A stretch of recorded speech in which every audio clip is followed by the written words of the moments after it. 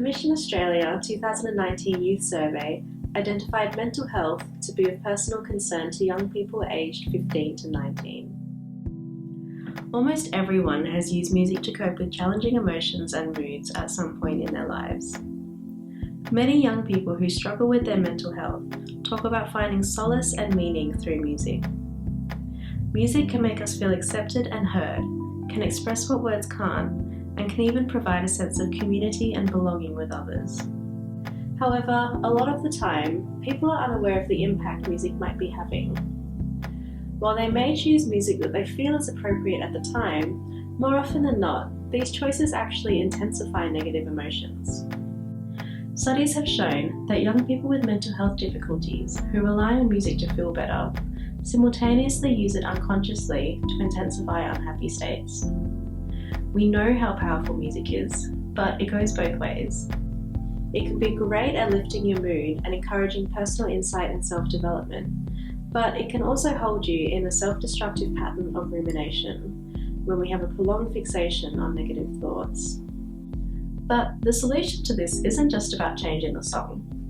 Contrary to popular belief, it's not the song choices themselves that are harmful, it's the way we choose to engage with these choices. For instance, a lot of people believe that listening to heavy metal leads to poor mental health and violent behaviours. But researchers have shown that thoughts and behaviours are influenced by the choices we make in the music, not the music itself.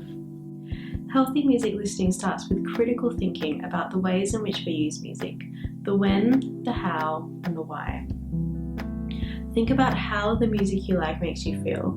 Think about when you choose to listen to it, and think about why you choose to listen to it.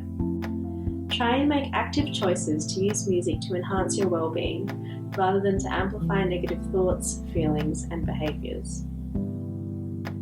You may have heard of reframing, where we identify thoughts, behaviours, or memories, and then work towards changing the way that we view them. This is a really good technique to explore, especially if you're finding that your favourite music is bringing about negative thoughts. Instead of just getting rid of the song altogether and burying these difficult thoughts, it would be a healthier choice to work out where they are coming from and work towards shifting these thoughts into a more positive light. But this isn't a task that can happen overnight. It's something that takes hard, intentional work. An example for me is the song I'm Not Okay by My Chemical Romance. When I was younger, this song was the soundtrack to my rumination cycles, blasting this song and wondering if everyone hated me, if I was good enough, if I was ever going to have the life that I wanted, things like that. But after a lot of self-work and insight and a lot of reframing of negative thoughts, I now experience such joy when I listen to that song, and it honestly fills me with so many feelings of accomplishment and success, instead of the old feelings of loneliness and dread. Listening to this song allows me to acknowledge my younger self and validate those feelings that I experienced and be thankful for them, as they made me who I am today. Instead of dwelling on these thoughts and letting them consume me, I eventually used them as a signal, telling me that my needs weren't being met, and using them to work out what I needed to do within myself to be happier.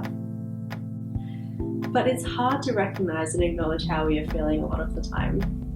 It can often be very confronting to think about the ways that we use music, and it's a lot easier to just continue our listening habits without change. But if you use it intentionally, music can be really effective at gradually encouraging change. For instance, if you think you find it hard to reframe your thoughts and behaviours towards certain music, or you'd find it too difficult to find a whole playlist of music that makes you feel good, you could try using a gradual change through your playlist. You could begin with music that matches where you're at, something that reflects and acknowledges how you're feeling, and then form your playlist from there, slowly building to songs that will promote positive states of mind. An empowering song that I might include towards the end of my playlist is Lanterns by Birds of Tokyo. It is a song that would acknowledge some of the difficult thoughts I might have experienced at the beginning of the playlist, and help me to consider them in a more positive light. This is also a good way to practice reframing, sitting with and acknowledging your negative thoughts and using the music to help you understand and work through them. It's not always about making the negative thoughts go away. It's about understanding why they're there and working with ourselves to rework these thoughts and creating a playlist like this could help with that. If you're thinking that all of this just sounds too daunting, perhaps you could try creating a playlist for someone else.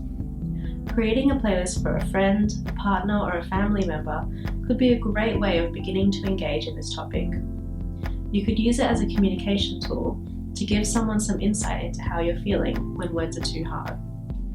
Or you could use it to help yourself understand their point of view and continue to build your interpersonal and empathy skills, which would then support your own self-development.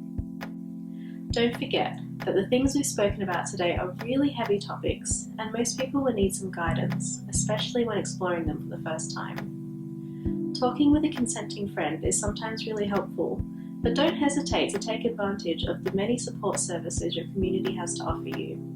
Sometimes just having that extra person to talk to and support you can make all the difference.